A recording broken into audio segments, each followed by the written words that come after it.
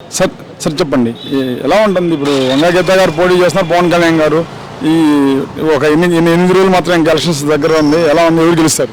తప్పకుండా ఖచ్చితంగా పవన్ కళ్యాణ్ గెలుస్తున్నారు. ఎందుకంటే పవన్ కళ్యాణ్ ప్రేక్షకులందరూ మన ప్రజలందరూ కూడా పవన్ కళ్యాణ్ ప్రేమిస్తున్నారు, ఎంతో అభిమానం చూపిస్తున్నారు. ఎవరు కూడా వంగా గీతకి వైపు ఎవరు వెళ్ళట్లేదు. ఎందుకంటే వంగా గీత గారు వేరు, మన పవన్ కళ్యాణ్ గారు వేరు. సో పవన్ కళ్యాణ్ గారు స్థాయి వేరు, వంగా గీత స్థాయి వేరు. పవన్ కళ్యాణ్ గారు పిఠాపురం ఎమ్మెల్యే అవ్వడానికి వాళ్ళంతా ఇష్టపడుతున్నారు.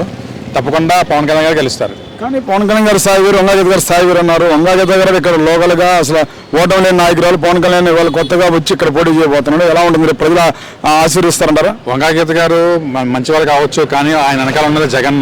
ఆయన పార్టీ వేరు కాబట్టి ఆ పార్టీని ప్రోత్సహించే పరిస్థితుల్లో మన ప్రస్తుతం పిఠాపురం ప్రజలు లేరు. పవన్ కళ్యాణ్ నీతికి నిజాయితీకి నిలబడిన ధైర్యం ఉన్న నాయకుడు.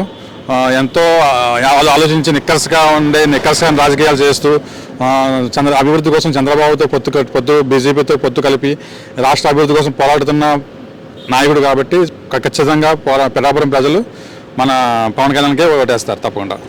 కానీ వైఎస్ఆర్ కాంగ్రెస్ పార్టీ ప్రధానంగా తీవ్రమైన ఆరోపణలు చేస్తుంది పవన్ కళ్యాణ్ మీద.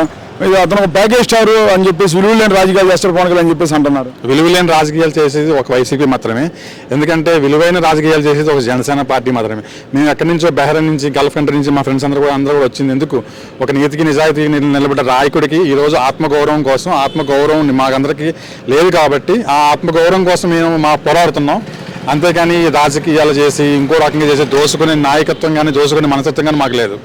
కానీ మీరు అక్కడి నుంచి ఏదైతే ఉందో మీ జాబ్స్ ఇది చేసుకుని మరి ఇంత దూరం ప్రచారం రావాల్సిన అవసరం ఏముంది? ఎన్నో అరాచకాలు కనబడుతున్నాయి. అక్కడి నుంచి చూస్తుంటే ఒక ఆంధ్రప్రదేశ్ చూస్తుంటే ఎన్నో అరాచకాలు, దుర్మార్గాలు కనిపిస్తూ చూస్తూ ఉండలేక మన వంతు సాయంగా, మా వంతు సేవగా మేము వచ్చాము. కానీ మేము ఆశించి కానీ ఏ పదవులు ఆశించి కానీ ఏ పదవులు మాకు అక్కర్లేదు, ఏ పోస్టులు మాకు అక్కర్లేదు.